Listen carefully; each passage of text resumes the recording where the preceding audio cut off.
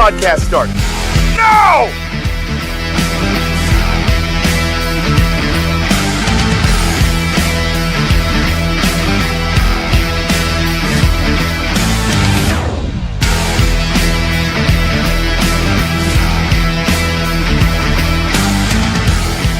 The standard is the standard.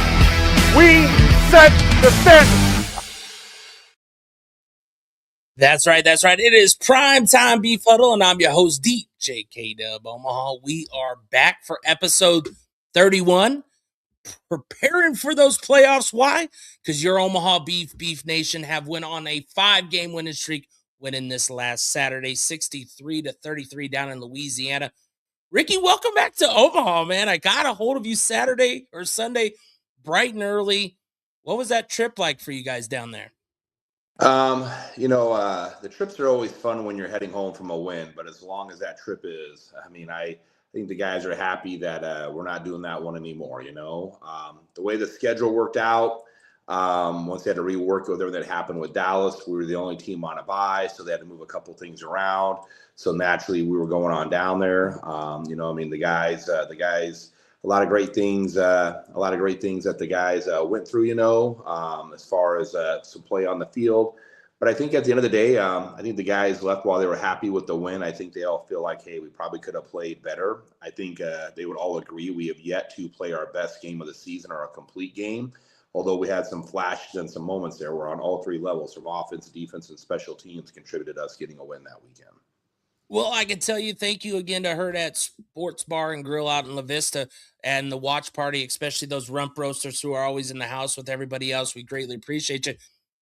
We thought after that first half, we thought 100 was going to hit the bell. We thought that was going to be the bell. That third quarter, we come out.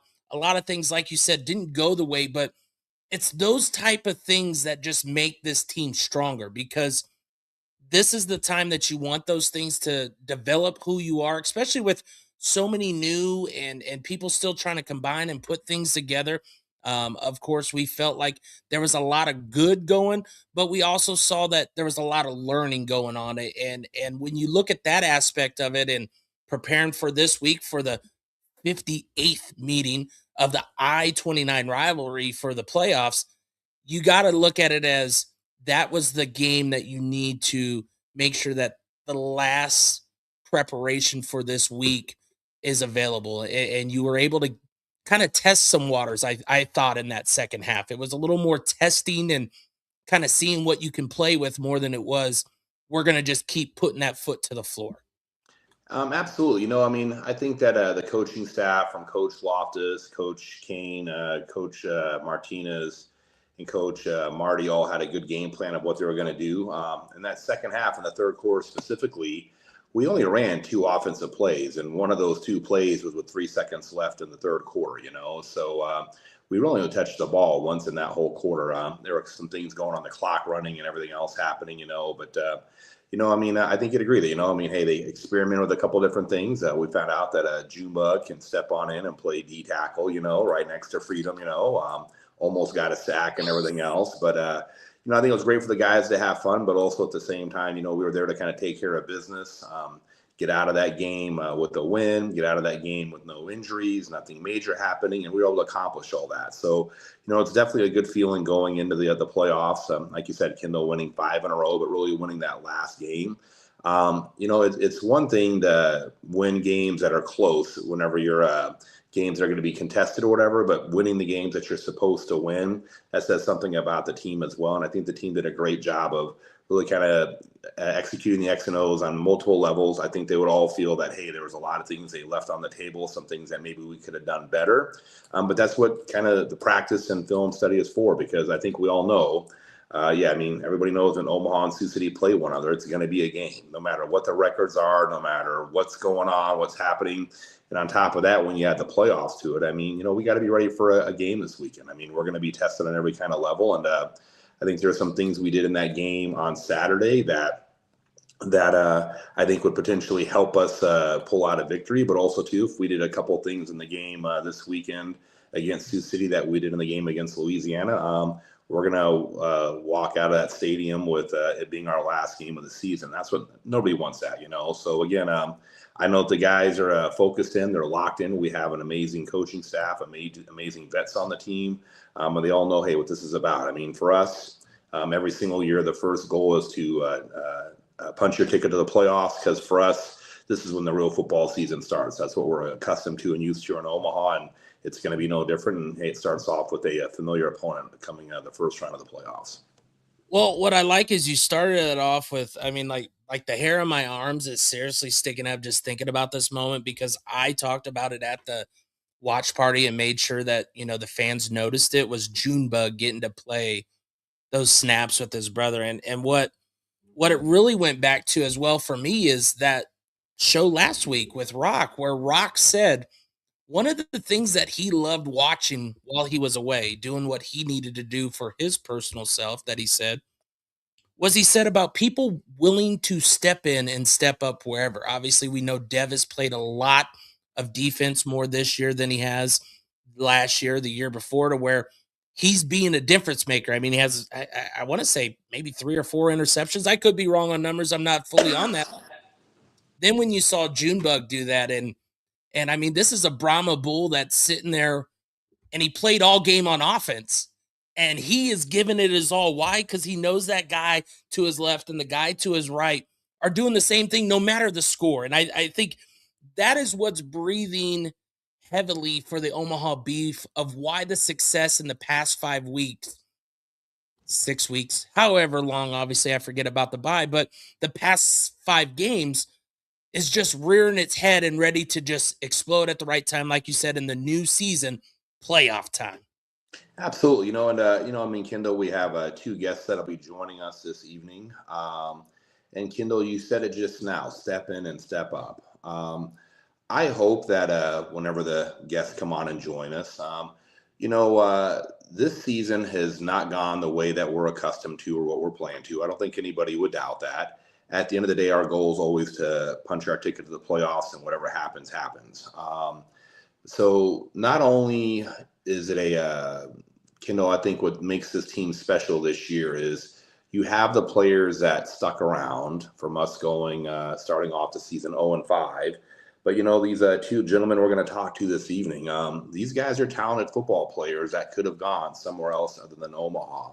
And I think it's a true testament to them and to their character. And I'll just say that their moral fiber, it's easy. Look, I mean, Kendall, as you and I know, we've gone back and forth. I'm a Rams fan. The Rams made a major acquisition, with Myles Garrett leaving Cleveland to go to Los Angeles. And as the old saying goes, like, hey, he might be trying to Kevin Durant it, and come to LA with it. I mean, I think we're Von Miller Jr. it. Yeah, Von Miller, whatever you want to call it, but these individuals that are here, Kendall, they came to play in Omaha when we hadn't won a game yet. They could have easily gone other places in which the situation, the dynamics, the records, the playoff picture might have been more solidified. And not only these individuals, we've had several people that have been on the show. I mean, you talked about Rock, who's been in the past. We've had Vincent on the show, as well previously, but it's his first time in Omaha. One of the players we're going to have tonight is a returner to Omaha who's played here before, so he knows what it's like. But then we've got a new guy coming in as well. And I'll just say this and continue to say it. I cannot thank not only these players, but all the players on the team, the ones that elected to stay around, the ones that are with us, the new ones that came on in. They chose Omaha over other places because they believed in what was going on here. And so, yeah, it's easy to come here or want to come here whenever we're winning games and we're undefeated and we have all these great positive things happening.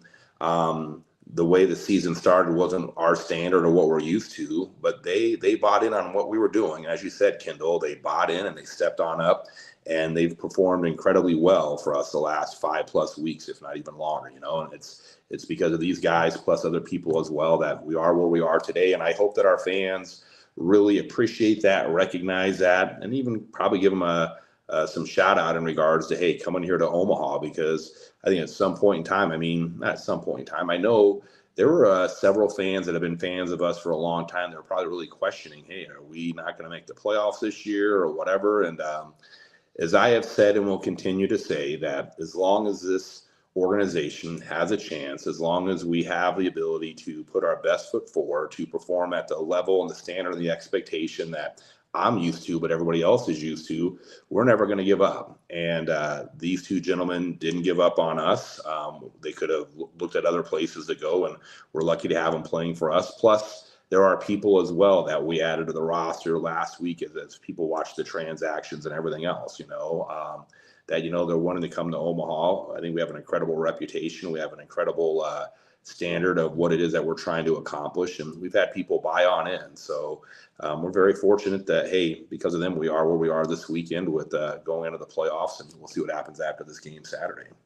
Well, before we bring them in, I just want to get a moment real quick for you is when you look back 6 weeks ago and you think of, or let's say even before Coach Loftus took over, and of course he had that first loss, and you see where your organization is as a whole, does it not just reiterate all the hard work that you've done, the dedication to who is around you, and the continuance of what you continue to say that goes into words, but it also is in the actions that you're seeing from people, not just you, but everybody that is a part of that organization?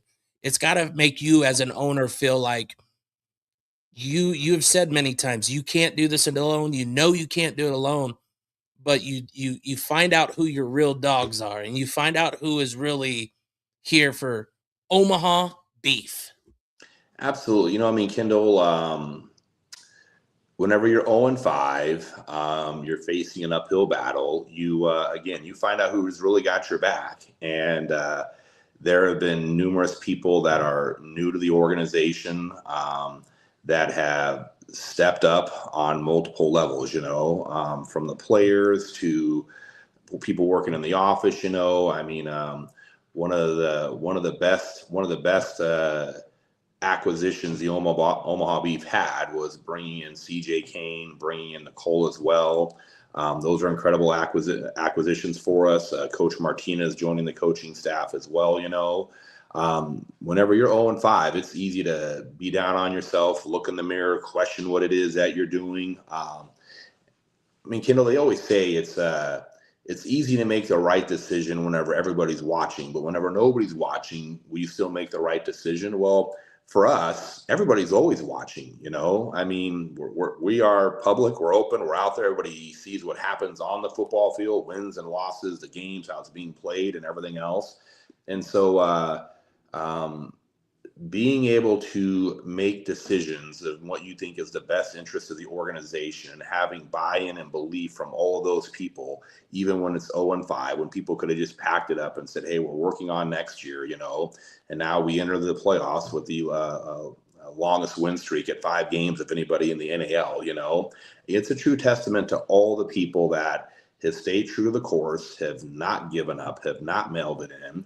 And look, I think we all have our beliefs, our expectations of where the season's going to end, but I don't think anybody on the Omaha Beef organization, back when we were 0-5, didn't sit there and say, all right, it's our time now to run off 8 in a row. Now, look, there's going to be some formidable opponents getting into the playoffs for that to happen. But talking to some of the gentlemen yesterday at the golf outing that we had, hey, this is lined up. Hey, we're the biggest underdogs, and now we're kind of going in hot. We're ready to go. We've got a tough opponent this weekend. It's just one game at a time. But if we can accomplish our goal at the end of the season, it'll probably mean more to them and even to me than probably some of our successes in the past. So, again, I get a lot of credit whenever things go the right way. And I'll continue to say it's not always me. There are a lot of people that have stepped up and put in extra time and energy and work and effort to get us to where we are today. And that is from the players to the coaches to the office staff. We have some incredible fans and volunteers that help us with so much, doing so many different things, stepping up whenever we need them. We couldn't do without them, and it's, whenever we talk about Beef family and everything else, our family has grown, and I'm excited for not only the 2026 season because we're doing something special right now, but we're positioned to be even stronger going into the 2027 season. But we'll worry about that after the championship game. That's right. That's right. Well, Ricky, great message for all the fans. We greatly appreciate all those who are putting out comments there. Of course, we have Tina Ross saying never quit. Very proud of this team. Of course, Rump Roaster putting out there. Absolutely. And I'll say like with Tina, I mean, look, that is a true testament to a family and how they have raised their son. It is a true testament to them. David is not only an incredible football player, but he's an incredible individual as well. Now, look, it's no secret what David Ross wants to do. He wants to run the football. He wants to be the second coming of, I will go and say Jerome Bettis, since I'm a Rams fan, a bruiser, or whatever, even though he went to the Steelers. He's not Marshall Faulk or whatever. No offense, David, but that's what David Ross wants. He wants to run the football. He wants to establish himself, and he wants to use that as the ability to take him as far as it'll go in his playing career. But what David needs more than what he wants is to win football games. That is an individual that will do anything and everything that we ask him to do. We had that our going into the Colorado game on the road. We're 0-4 on the road, and he goes up against the reigning NAL Defensive Player of the Year. And look, I have a ton of respect for Sam Hammond, but David Ross came on in, and I don't think Hammond maybe get like a pressure. I don't know what he got, but it wasn't much. You know what I mean? And so we have a huge shout out to the Ross family for how they raised their son. They did an incredible job with him. He's a great guy. He's out there yesterday at the golf tournament, volunteering, participating, giving back to the community. But we have a lot of high quality character guys that will do whatever it is on the football field. You mentioned it from Dev earlier, and you talked about Rock earlier, and we talked about Junebug. Heck, I think Carell had 5 or 6 tackles on special teams in the game against Louisiana. Yeah, he did. At the end of the day, we all want certain things, but when it comes to when the rubber meets the road, we need to be victorious at the end of the game, and we have guys that will set their egos aside for the greater good, and that's us winning the football game. So since they popped on up, I want to give them a big shout out again, but we have a team full of those individuals from Moon. I can just go down the whole list. It is really the whole roster. Anybody will do anything, and that's just not common with every team. I've been doing this for a very, very long time. It is not common, just so you know. Yeah. Well, we'll take this quick break, and then we're going to come out of the break with our first guest, one of the Omaha Beef players, and we'll see where we go. It's pretty simple. We change oil. As a single parent, I come here because I trust them with my car care needs. It's been very good, very fast. I've never had to wait. They've never tried to upsell me, but at the same time, they have always given me options. It's great customer service, very friendly staff, and it's really fast and easy to get in and out. Stop by King's Fast Oil today. We change oil with a smile. I love these guys. Welcome back from that quick break. We have brought on wide receiver Lorenzo Thompson, who is from the Baltimore area, but not a Baltimore Ravens fan, so that's good. Nope. Nope. This is a key contributor that Ricky was talking about, I've gotten to know him these past couple weeks, and what I love about Lorenzo is it's all team, but you're a vet. You've been here, you've seen this. And like Ricky said, you could have easily went anywhere to play. What made Omaha feel like a destination for you, especially with you seeing everything they're going through? Well, first of all, I want to thank you for having me on here. Glad and blessed to be in Omaha. But as far as your question goes, a lot of former players that Omaha Beef has had in the past have told me about the standard and what comes with being an Omaha Beef. And just knowing certain old coaches like Coach Kaiser, who I was just with in the IFL with Tucson, kind of made sense. To come here. And when I got that phone call to come help turn things around, hey, I was all for it. I was ready to go, all wheels. What do you remember about that phone call, and kind of what sparked that for you? Oh, well, that phone call, I was in Tampa, Florida, trying to clear my head because I did feel some type of way after the IFL camp. So when I got that phone call from Coach Negron, it gave me one another blessing to play football again, but also to help turn things around from it being a 0-4. Then we started one game, my first game here, going 0-5, and then since then we've been all gas, no brakes. So I'm just here trying to do my 1-8, as they say in arena football, you know what I'm saying, and help bring another championship to Omaha and get my first professional ring as well. Well, and you look at that time for you, right? You got Coach Negron's the one that gave you the opportunity, gave the call. Things didn't go that route. How did you quickly adjust, and how did you feel when you first got in to go, okay, I could trust what Ricky's got going on. I could trust what's going on with the coaching staff, because it's not easy. Like you said, you're trying to rebuild yourself, but knowing that you had a mission to get to the championship is your goal. It's good to do it with people that are trying to go that same route, right? Absolutely. And then Ricky, sorry, go ahead, answer that. My bad. How it was? It's all good. I mean, when it comes to Ricky, man, he's just a great guy. You know what I'm saying? When we met at Winchester's on Saturday, that Saturday we played Sioux City, we had a little mini conversation. You know what I'm saying? Loud music, stuff like that. But great guy, genuine guy. When he wants something done, he gets it done. And when he tells you, "I got you," and he looks out for you for sure. And of course, your experience through the Arena League. What makes Omaha different? The standard, for sure. You know what I'm saying? And then a lot of fans are bought in. I love that. You know what I'm saying? I love that we're in the community, you know what I'm saying, giving back. Like I said before, the standard, you know what I'm saying? Everyone's on the same page. We're on a mission, you know what I'm saying, to bring back another championship. So, I mean, just the camaraderie here, I couldn't ask for anything better, you know what I'm saying, to be here for the 2026 season. Ricky, of course, for yourself as an owner, you know, you don't tell people who they have to get, or you kind of let some of those choices happen as far as players. When they brought to you Lorenzo Thompson, what was that for you, and kind of what was your thoughts? Or obviously he has a connection with Coach Kaiser that probably made it a little simpler for you to understand maybe where he's at as well as a player. You know, Kendall, I got to be completely honest. You know, I was out of the player personnel whenever the decision was made to bring Lorenzo in here.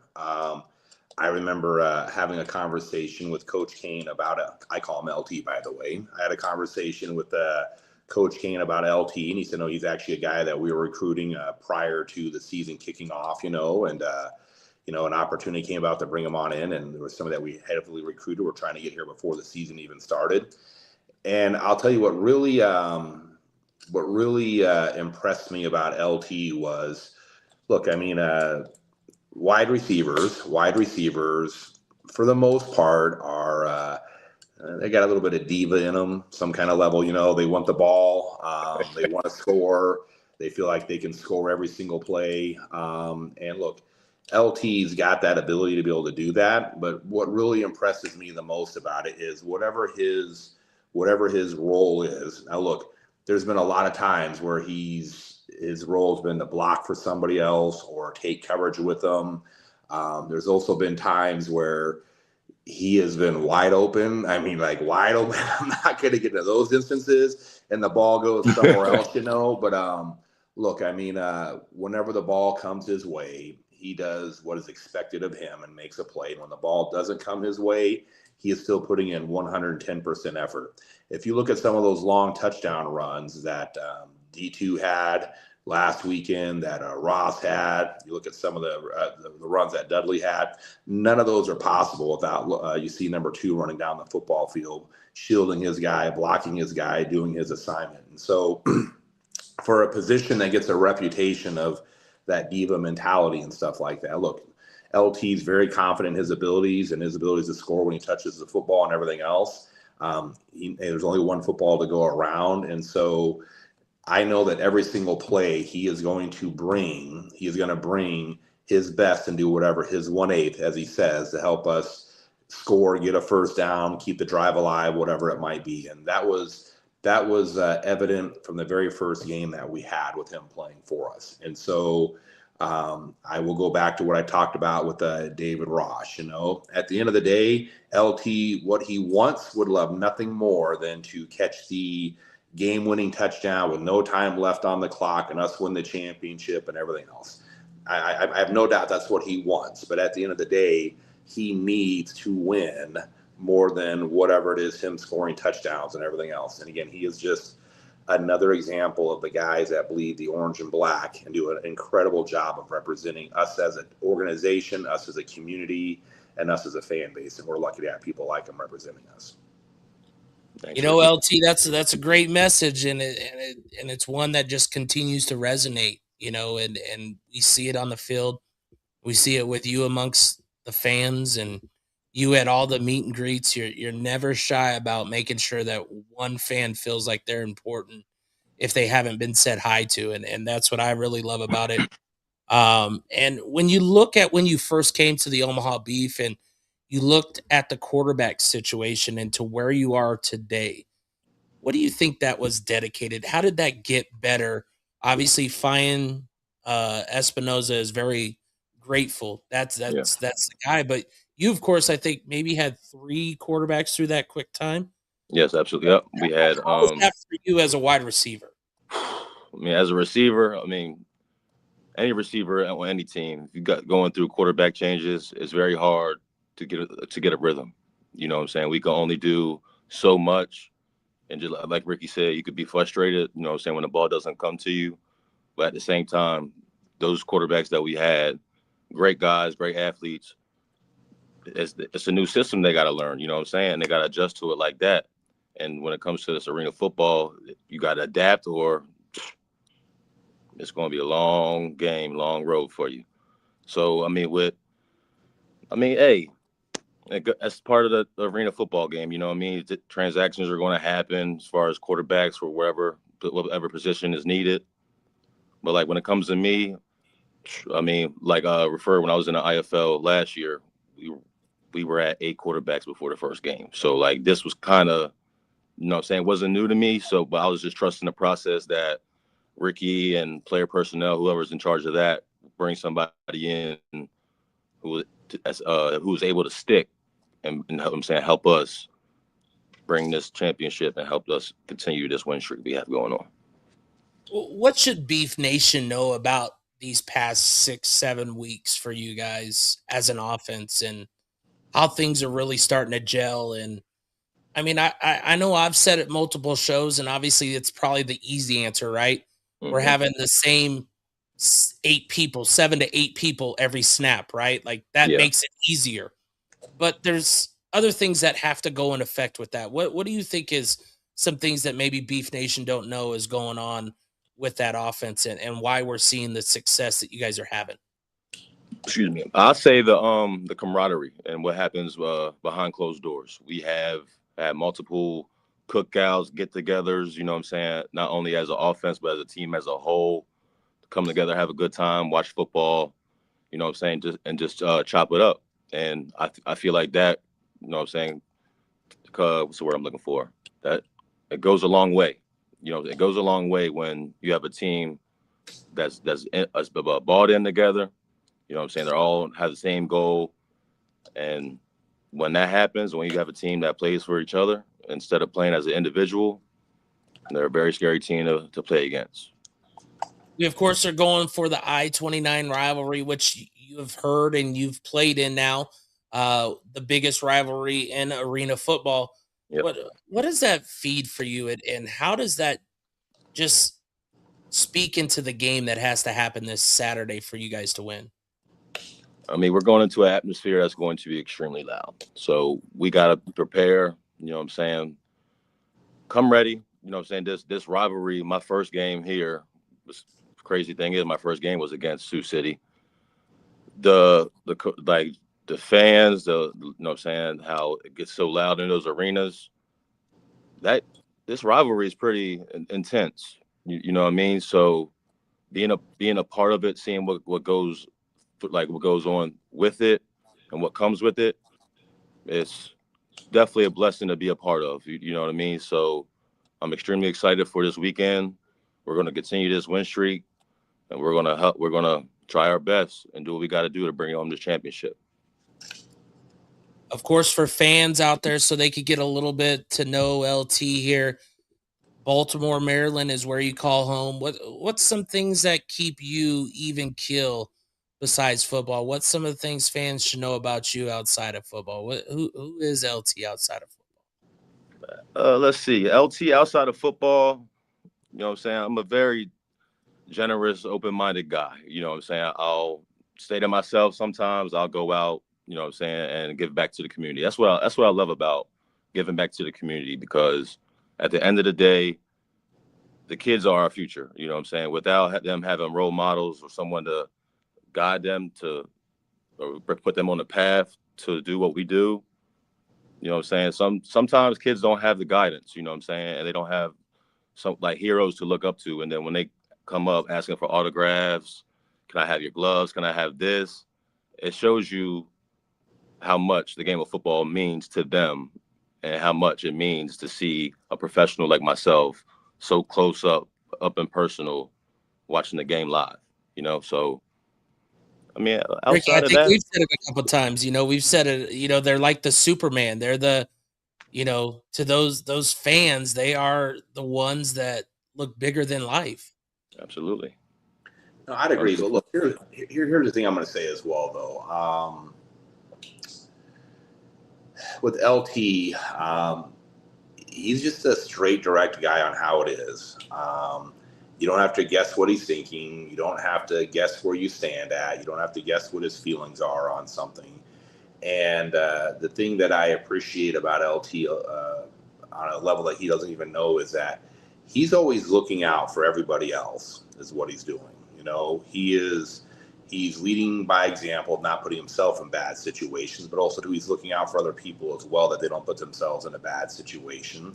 And if they're making poor choices or poor decisions, he calls them to the carpet on it, And look, I mean, it's that kind of directness that not only LT does for the organization, but with the fans and everything else. I'm just going to say he is an individual that leads by example. He says what he says and what he does and how he follows through. They all line on up. There's no differentiation between any of those. And I think in this day and age, you talked about working with kids and youth and all that, but having role models or people to look up to that they carry themselves a certain way in everything it is that they do. I mean, like LT's on a straight and narrow path. He knows what he's here to do. He knows what he's focused on. And he knows where he should not be at, and anything that deviates from that or anything that doesn't fall within line with that, I mean, he cuts it out, And I think that there's a lot of people that can take some notes from him, both adults and kids as well, that I think would be very beneficial in their lives. And that's how LT is as an individual. It's how he is as a football player, and whatever his career is going to be after he's done playing football, it's going to be the exact same way. He's going to be a guy that moves with purpose and moves with vision, and anything that doesn't fall within that vision or it's going to deter that vision, he's going to eliminate from all that and continue to move forward. So, well, you brought that up after football. When the pigskin ends for you, what's next? What do you do for work, or what's some things that you do to try to help out on that side? Because of course, it's professional football, but it only lasts 11, 12 weeks, Yeah. 14 if we go all the way. Nah, exactly. Yep, 100%. So, I mean, I'll detail cars on the side, you know what I'm saying, off season, but after football, it's definitely going to be coaching for sure. You know what I mean? I had been blessed with certain individuals that have had experience in the league and stuff like that, who taught me to be the individual and receiver I am today. And that's stuck with me, you know what I'm saying? Since then, I want to be able to, like I said earlier, give back to the community, but also give the knowledge of the game of football that I was taught, and give it out to the youth. Because if it wasn't for those coaches, I don't know where I'd be and the type of athlete, you know what I'm saying, at the receiver position that I would be. Like, I really couldn't, so I got nothing but thanks for them, you know what I mean? So they're like, not only that, I have my stepdad, who's, you know what I'm saying, raised me, coached me my whole life. Like, I just, you know what I'm saying, I'm extremely grateful for them to, you know what I'm saying, be in my path. And they helped me come to the conclusion that when it's all said and done with playing football, that I want to be around coaching football as well. Kendall, I'll say this real quick. So when LT becomes Coach Thompson, there's going to be no doubt in my mind that the athletes that he works with are going to understand the importance of it's not only what you do on the football field, but what you're doing Sunday, Monday, Tuesday, Wednesday, Thursday, Friday, all aspects of what goes into that helps you enable and perform what you do on Saturday as well. And I can tell you that's going to be one of the, if Coach Thompson's going to have a 10 commandments of what it's going to be, the things that mean the most to him, that is going to be one of his 10 commandments of what you do Sunday through Friday, have a direct impact of what happens on Saturday. And he's going to hammer that into those athletes that he's working with that are going to give them such a massive advantage over the people that are on the opposite side of the football field from him. Because I know he believes in that. I know that he practices that. I know he follows with that. And I think it's one of the, really, to be quite honest with you, Kendall, one of the largest things that really separates a lot of people these days is it's the preparation, the work, the preparedness that you put into that gets you ready on game day, mentally, physically, emotionally, all those kinds of things that really separate the average player to the great player. And so whoever Coach Thompson works with is going to be very fortunate and lucky that I know that's just going to be something he's going to pound in their head, and they're going to take full advantage of that.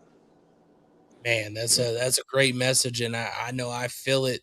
And obviously I see it from the results, right? The results speak for itself, the play on the field, the play off the field. And I think for those who have been around arena football also know, like, you know, it's very easy, especially when you are 0-4, for a team to totally give up, give out, and also have the off the field issues. But when someone like yourself comes in and you help, I'm sure, others not really change who they are, but help them realize some of those decisions that they can or can't make, right? Like, because Kendall, I'm not gonna air any certain business or whatever, but Kendall, we've had some situations and some issues this season, and I can just tell you right now, everything that I say about LT is just going to reiterate the fact that we ain't got time for this. We have no room for this. And LT, you know exactly what I'm talking about. We are not here for this. This is a detriment to what it is that we are trying to do. And so either it changes, it gets on board, it gets off, or whatever. It will not deter us from what it is that we're doing. And he is one of the first, probably 2 or 3, to address that situation head on. You know, so I'll just say, I mean, even when things are going right, sometimes people lose track of what it is that we're here for and what it is we're here to do. And, you know, like everybody's playing career, it's limited. It's not infinite, you know, it's limited. And LT's got a mission. There's several of the guys on the team that have a mission as well. And if you're not on board with what it is that we're doing, it's going to help us accomplish that mission, then not that you got to go, because this is what we're here to do. Yeah. LT, did I word that in a respectful way without overstepping or whatever? See, and what 100%, is you knew where I was going to go with it, because we have talked before how easily this could turn into the real world of arena football outside of the game. Yeah. But when you guys make the adult decision to show what it is, that's why this message from Pepe is so strong. He has literally seen the fight, growth, resilience in this team this year up close. Not done yet. Magic number is 3. Thanks, Pepe, for joining it and sending that message, because it just resonates everything that LT is about. LT, once again, I know I tried to get you on before, and I appreciate you joining us for this show, and this is not the end. Go kick some tail this weekend. I know I'll be there, but how about Beef Nation? Will you be there? I know LT's going to invite you guys out there, right, LT? What's going down this weekend? Hey, we got the I-29 first round of the playoffs, man. We're coming off strong, and we're about to finish strong. You know what I'm saying? We've been saying this since the win streak been going on. It started with beef in 5. And like Pepe said, hey, we're now beef in 3. And after Saturday, we'll be beef in 2. After that week, beef in 1. And then you know what comes with that. That's right. Well, thank you again for joining the show. We're going to bring on our next guest as we finish up this show after this break. Thanks again, LT. Thanks, LT. Omaha Beef Football. Prime dancers. Rump Roasters. Slaughterhouse, are you ready? DJ next one. You ready? 3, 2, 1, go! Welcome to the Orange Kingdom. Yeah. Orange Kingdom. Welcome to the Orange Kingdom. Yeah. Orange Kingdom. Welcome to the Slaughterhouse where we run it. Yeah, we really want it. Beef Nation got them shaking. Got a ring and we flaunt it. Prime chances be on it. I bet the competition's no opposition. We come to take and we done it. Ricky is the chief saying, let's go Beef. Welcome to the Orange Kingdom. Yeah. Orange Kingdom. Welcome to the Orange Kingdom. Yeah. Orange Kingdom.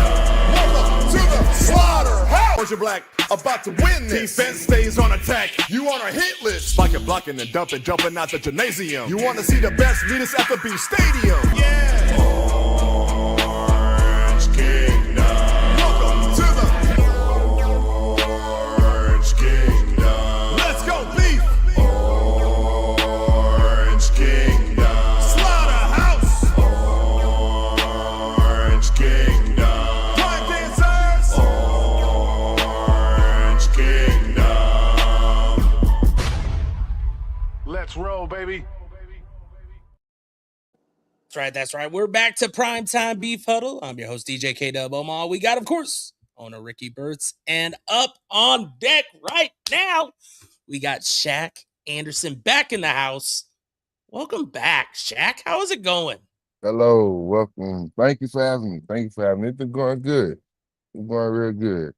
Well, you know, Ricky said it earlier, and of course, he was great about not saying names. He just said people that are waiting. And a key cog is the offensive line. We can't do what we do without the offensive line coming together. But I want to give you and Ricky one moment because, of course, and I say this because I'm sure there was times where last year things didn't go the way that it was supposed to by the direction of things that went, and you weren't with the Omaha Beef. And of course, I know fans have seen it. People have seen it where, you know, like, the Beef lost. But your heart has always been with Beef. It's just because the outside stuff doesn't work doesn't mean when you come back home, it's not nothing but business. Yeah, that's true. I didn't play last year. I had to focus on some other stuff that's, involved in my life. But I kept up with the Omaha Beef, root for them every chance I got. The outside door is just going to be what it is, outside noise. You can't make people make up their minds. You can't make people choose. So just let them talk. Absolutely. Ricky, of course, having back Shaq, it's offensive line. Without them, we can't do nothing on that offense. But I think it's beyond that for you with someone like Shaq. Being able. No, I would agree, Kendall. It is, and look, I mean, it's we are very blessed to have a lot of incredible players on our football team, and I'll say there was a moment in the game on Saturday where things weren't going, regardless of what the score is. There was a couple of things that just weren't going our way. And so, Shaq is grabbing one or two guys and pulling them out of the bench and going in the back and have a conversation with them during the game, telling them, kind of getting their mind right, getting them focused on what's going on. Hey, we're moving forward. This is in the past or whatever. We're here to do this and this and this, Shaq is one of those guys that he's got his pulse on what's going on with the football team, specifically offensively. He's got an idea of what's going on, and he's in tune with everything that's going on. He's almost kind of like almost called like a magician, I guess you could say, and that he senses something here and he senses something there and he senses something there, and he's picking up on this over here. And Shaq is grabbing the guys and hey, we're doing this next time. Hey, that's in the past. We're going on to that. And hey, we're focusing on this next, and we're doing that next.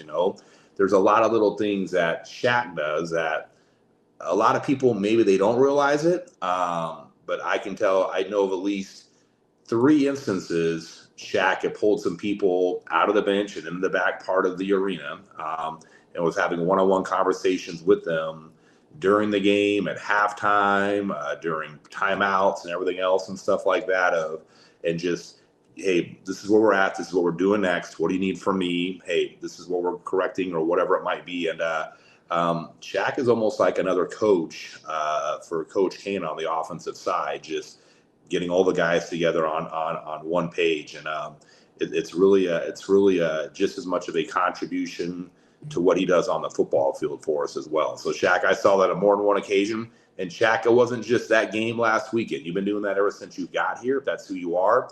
I don't know if I just wasn't observant when you were here in the past, but I've really noticed that you've taken that role with the football team this year. And just want to give you a shout out on that. You know, I mean, there's a lot of stuff that I think you've been doing that people aren't aware of that get us to where we are today. And just want to tell you thanks for that again. No, thank you. Thank you. I'm glad I could be here. As a vet coming in and being here in the past, I know how Omaha would like things ran. I know how everybody got this certain expectation for the Omaha Beef. So I just try to hold everybody accountable for living up to their expectations. If I got to pull you to the side, like, hey, what's going on? You good? You calm your nerves, take a deep breath. Hey, let the last play go. We got it on the next play. Like, let's just keep going. I'm trying to keep everybody motivated, keep everybody going so the game can be easy. It won't be hard. It won't be frustrating. We can have fun and enjoy each other and laugh and, you know, really enjoy the game that we all came out here to play. Well, what I like about you, Shaq, is you're something that I cover all the time when it comes to football and beyond high school. You're a Yeah. JUCO player who took a risk to go to JUCO route, and here you are playing professional football. And the level doesn't matter of where you play, but being able to continue and move yourself in the positive direction of being able to play beyond college. What has been the easiest part for you to go through that type of JUCO football to where you are today? JUCO honestly taught me a lot about myself. JUCO taught me how to be more mature, how to think more positive, how to be mentally strong. JUCO, it put you through a lot of stuff, and it's stuff that you never come out of high school, you never prepare yourself for. So when you go through it, it just teach you how to grow up younger. And when you go out in the real world, play football, it's like, okay, everything is a business. You got to treat everything as a business. Do not treat everything as personal. If you have fun, just have fun. Continue doing your thing. But never let your past define who you are. Now, of course, you were on the 2024 season that I was here, and we kind of got to know you. And what's some things that you're seeing that went so well with that team that you guys are starting to put into action now since you've been here? Everybody bought in. Everybody is bought in when they find out, like, we really have a shot of really doing this thing. Everybody really took the time out to buy in. Everybody locked in. Everybody just like, okay, look, if we gonna win, we're gonna win with each other. Don't worry about the outside noise, what the fans say, what these people on the internet say. Don't worry about none of that. We all just bought in and tuned everything out, and you see the success for the last 5-6 weeks. When you look at the offense and how things are going for that offensive line, you know, it's well known. If you don't have consistency there, it's hard. How have you guys been able to move with having to change the center? And I think even you had to play some center or Junebug for a little bit. How have you guys been able to kind of put that together? Because it isn't the same three all the time because of whether it was injuries and stuff like that kind of changed it up for you. Well, with Junebug, like I told Junebug, when they first reached out to me, I told Junebug, I said, look, I'm gonna come and I'm gonna relieve you of your duties as center. I know how Junebug feel about playing center. So I came in, you know, open to play anything just to help the guys win, help the team be better. It doesn't matter what I have to do, but it's been working. But the chemistry between the O-line is something that we built in 24 when I got here. I know Reggie and Junebug by playing against them my rookie year and playing against the Omaha Beef. So it's like I knew who the guys were. I just never was their teammate until 24. And it's just like the chemistry, the bond, the connection we built. It's like it's so fluent when we come down to offensive line play. We all know what each other thinking. We all communicate across the board. We gonna talk, and when you see us three together, it's an easier ball game because it's everything moving as it should. We're running the ball like we should. The quarterback have time to throw the ball, and you see how the production give you. We putting up 50+ points in multiple games these last 5 games. So the O-line, we holding it down, and we take pride in doing it. The fat guys, we take pride in being fat and being protective. Right. And not only that though, Shaq, too, though, we had to deal with a couple of injuries along the way, you know, and you guys just made adjustments, whether it was, I talked about Ross playing that whole game against Colorado, you know. We had Dalton come on in and do a great job for us. And then, you know, he ended up getting banged up during the game. And so you guys have just continued to gel with whatever circumstances are throwing your guys' way. Collectively, I mean, not only, you talked about you and Reggie and Junebug, but, you know, Dalton stepping on in, and we've had other guys as well along the way on top of that, and Ross filling in where he's had to. Munoz has had to jump on the O-line for us as well. But, I mean, no matter what happens, though, you guys just kind of continue to stay the course and stay together and help us get the job done. And I think our fans have seen that and recognized that. So, yep, David Ross. One thing I can say about David Ross, he's a running back, fullback, whatever. But in my eyes, he's offensive lineman of the year. Let's go. He He's had to do deserved it it. multiple times. You know, speaking of that, I mean, you're an offensive lineman. When you saw Junebug get to go out there and come off after playing defense, what was that like for your brother? I mean, like you said, the bond's so strong. You know how that taste is, where you're like, I want to, but I know that I don't get those opportunities. What was that like for you to see your brother get that opportunity? Oh, you should have seen it. Me, Reggie, and Coach Kane, when Junebug got the first tackle, oh, we was like kid in the candy store. We was jumping for joy. It's fun seeing your fellow brother playing a position that he don't normally play and doing good at it, because it's just something that he having fun with. And me being from a rookie year, I play offensive line and defensive line. So I know how the feeling is when you making a tackle after coming off the field of offense. So by Junebug doing that, it made me happy. Just like when he caught the touchdown in the championship game in 2024. Oh, dude, that Man. still hits hard. And Shaq, not only that, I mean, he almost had a sack on top of that. He just barely missed getting a sack. But, you know, we were happy for Junebug because he's been with us for so long, but being able to do that and playing next to his brother Freedom at the exact same time. We knew whether plays were made or not. We knew how much that meant to both of them. And that's what I think what made the entire team so excited. And on top of that, they're making plays and everything else together. You know what I mean? So that joy, that excitement, Shaq, that you talked about, you know, I mean, we know how much of a big deal that was for him as well. And we were all excited to be there and partake in that. Something of them doing side by side as well. Well, we do got Jew the Giant giving a shout out, Big Shaq B. Gotta give that shout out, you know. But if you look at Vincent Espinoza, your quarterback, what's some things on your side? I know I have spoken, especially after my interview with him, of how I felt. What's some similarities that you feel he feels when it comes to your former quarterback, Tommy Armstrong? And I feel, for me, I've gotten to talk to all the quarterbacks through this year. I haven't seen anybody talk with confidence and a little backbone. What was that like for you? What do you see some similarities, and how do you feel he's growing these past 5 weeks? With Vince came in, I talked to him because he was my roommate when he first came in. And so when he first walked in, I just told him the first 5 minutes of me meeting him, I'm like, look, you got a big role to play. And if we're gonna win, we're gonna win through you. Everybody knows who you are. We've seen you play before. We need you to come in, take over the team, and lead us to a championship. We're not asking you to be 10, because nobody can do what 10 does. That was just 10. but we asking you to make a legacy for yourself in the Omaha Beef uniform. You go out here and lead a team that was 0-5 to become an 8-5 NAL champs. Like, let's do this. We believe in you. But the thing I like about him, he gonna talk. He's going to talk. But in a sense, he gonna listen as well. He gonna listen. He gonna take heed to what coach is saying.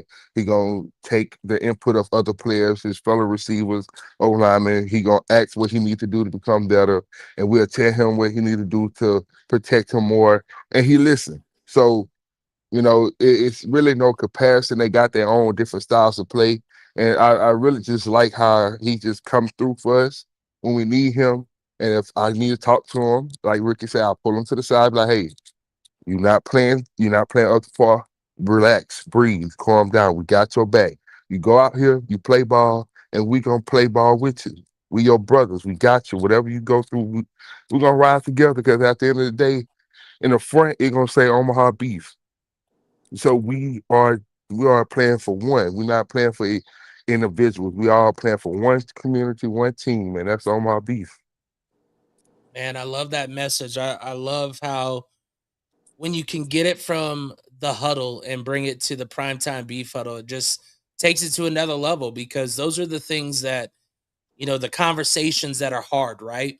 Yes, And sir. with Ricky being able to see it firsthand, and like he said, maybe I didn't see it before, but that just resonates even harder of how important this is to the success that you guys are seeing, is being able to look at someone that you are supposed to be the leader, but maybe he's down and you need to pick him up, and being able to pick him up. And I like that. And the reason that I really like it is because, for those that really follow the Omaha Beef, and if you're really a part of Beef Nation, you saw I put out a question a couple weeks ago about the zombie apocalypse. And if there was one person that got the most answers, it was Shaq.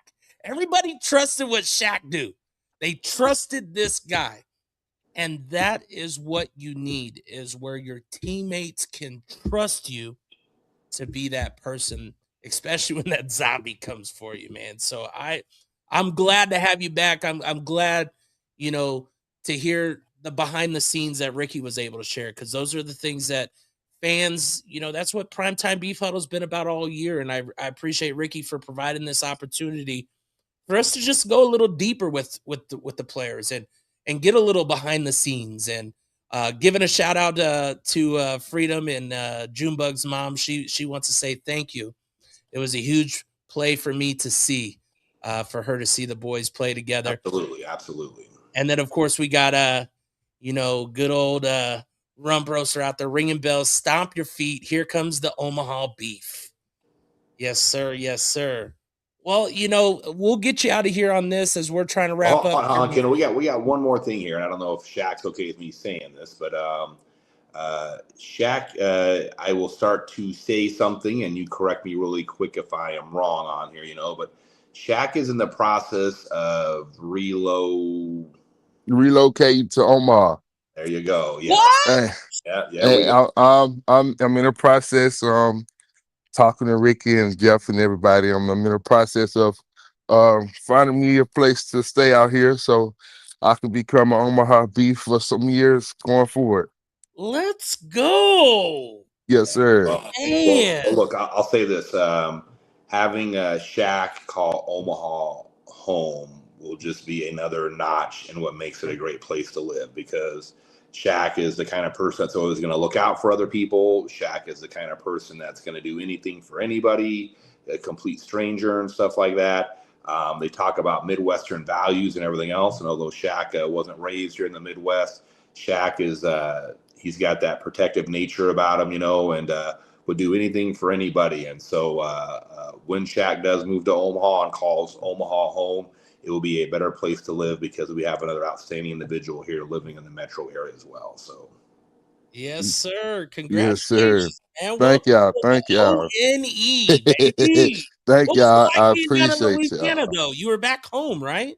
Yeah, I was back home in my home state. It was just fun playing in my home state. I haven't played football in my home state since Actually 10 years ago, 2016 was the last time I played football in Louisiana. Just to, leave Louisiana the same way, come to Louisiana and leave it the same way I left it 10 years ago with a win. It was just awesome. It's an amazing feeling. I got to see my mom after so long because she haven't really been seeing me since I started driving trucks and stuff. So she haven't been seeing me. So when I seen her, she was like, I'm glad to see you. I ain't seen you forever. I'm like, Mom, I've been busy. I've been a busy man. But she really the big reason why I decided to move to Omaha. Because she asked me in 24. She told me actually that I should have moved to Omaha at 24. And so I brought it back up to her this year. I'm like, Mom, remember you told me to move to Omaha at 24? I said, how about now? And so she's supportive of it. Oh, we're lucky to have you, Shaq. We're lucky to have you, buddy.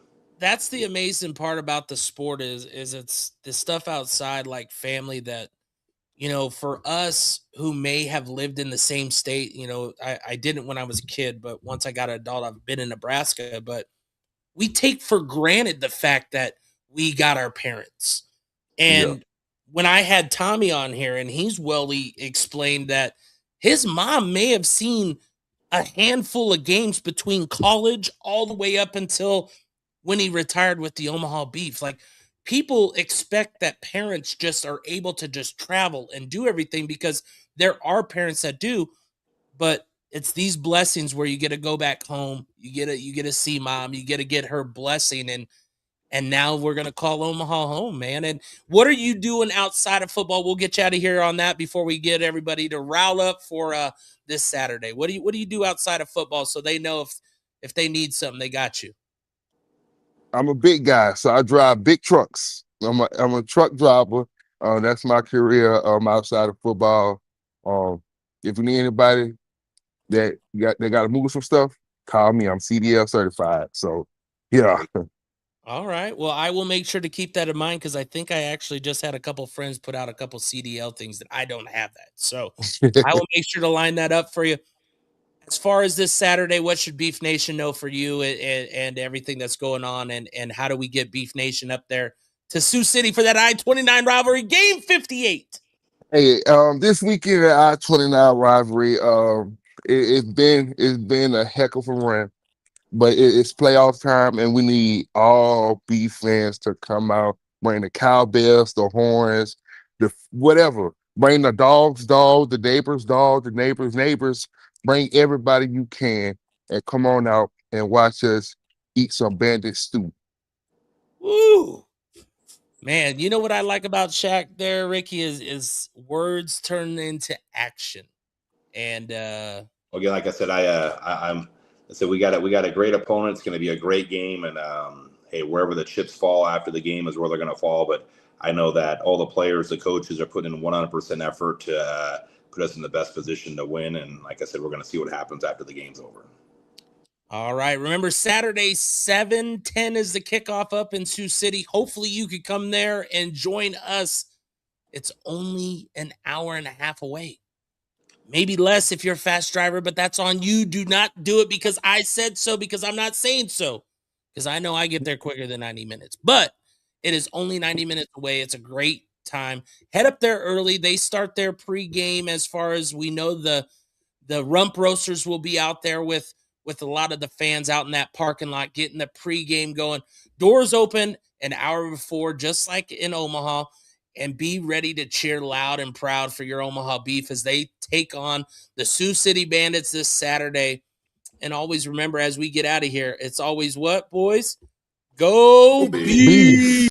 All right, everybody. Welcome to the Omaha Beef Coaches Show. You either want it that bad or you just want to be having the name on your shirt.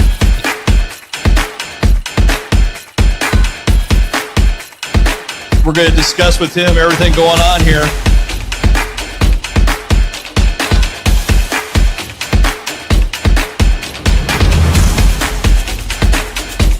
We want to set the standard. We want to give our fans the best thing possible that we can. But we are the #1 TRT company in the nation. And then we got out there, first possession, score.